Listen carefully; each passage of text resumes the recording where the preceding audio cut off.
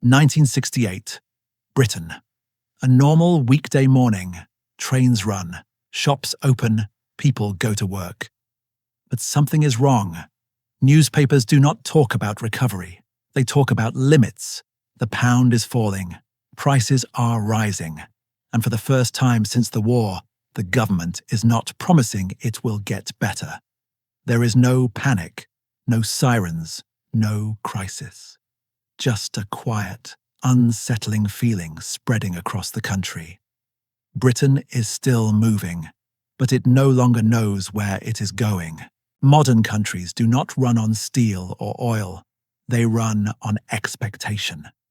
People go to work because they believe tomorrow will be better than today.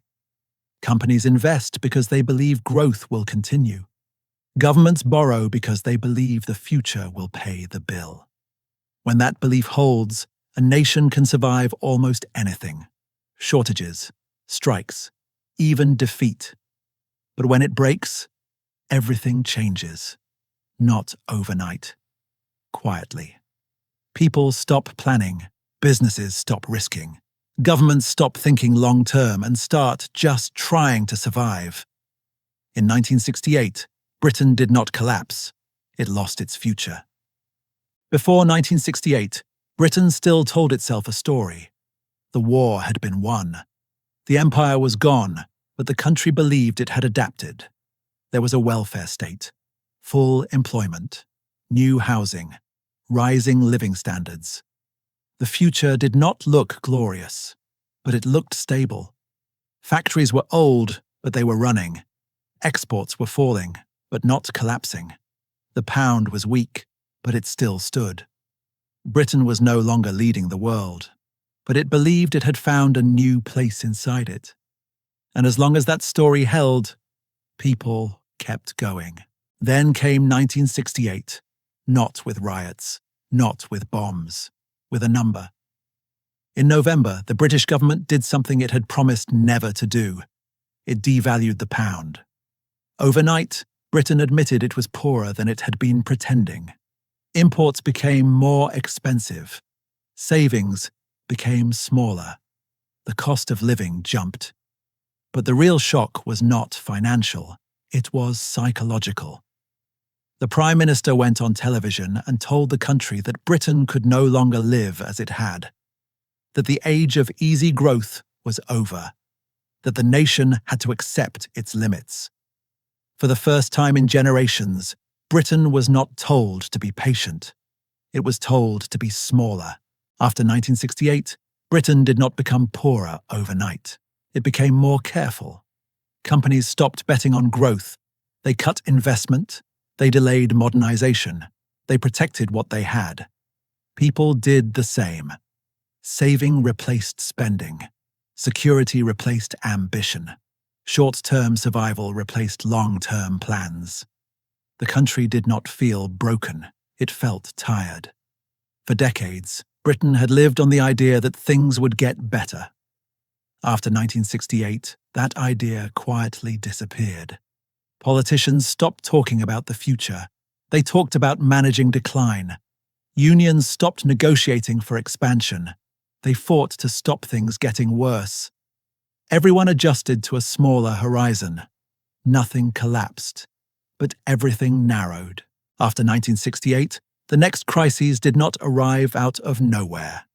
They arrived on schedule. Because once a country stops believing in growth, it stops paying for growth. Maintenance gets delayed. Modernization gets postponed. Big projects become too expensive and then become impossible. The old systems keep running until they don't. By the early 1970s, Britain was living on worn-out infrastructure and worn-out trust. Factories ran on aging machinery. Power stations ran close to the limit. Councils patched roads instead of rebuilding them. Trains were slower. Repairs took longer.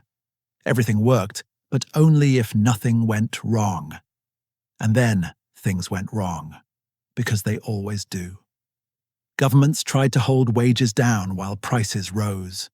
Unions tried to protect pay while jobs disappeared.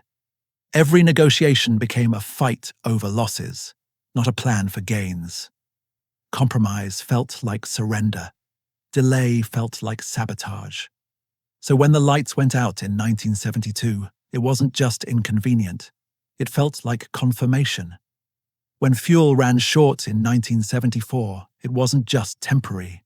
It felt like the country's future arriving early. Those were physical failures. But the permission slip was written in 1968, when Britain accepted a smaller horizon. After that, every shock had somewhere to land. Britain didn't fall apart in one moment. It narrowed year by year until there was no room left for delay. By the end of the 1960s, Britain no longer talked about the future. It talked about coping. The word decline entered everyday politics. Not as a warning, as a description. The country stopped asking how to get bigger. It started asking how to hurt less. Ambition was replaced by management. Pride was replaced by survival.